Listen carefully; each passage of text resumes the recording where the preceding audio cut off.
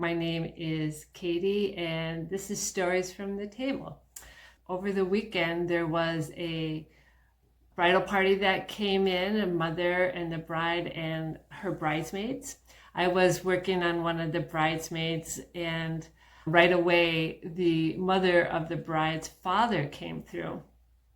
And he was a pretty quiet guy, but he wanted to let his daughter know that he had been there for all of the everything. He had been there for everything. Apparently, he had passed away when she was around 19.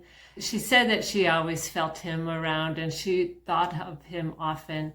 And it was because he was there. I feel like when we think of our loved ones that they're around us. And she was happy to hear that. She wasn't surprised, but she was happy to hear, to validate what she always sensed and thought.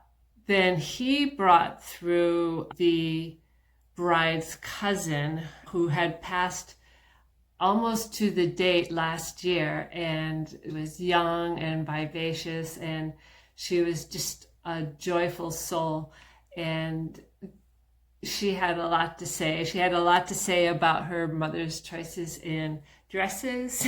She had a lot to say about decisions that the bride and the mother were having a hard time making. So her 2 cents was worth something. But most of all, she wanted to speak of forgiveness and peace and love, and hoped that they would find all of those things in their hearts eventually. Apparently, the way she had passed away was very, very tragic, and it's still raw to them. So I just wanted to pass that on to them. Just a quick message. I didn't want to dwell on that because they were just so happy that she came through. And then she ended it saying that the bride's fiance was working too hard and she had to back off a little bit and take it easy on him. All right, you guys, thanks for hanging out with me for a couple minutes. This is just another beautiful example that life still exists on the other side. All right, love you all. Bye.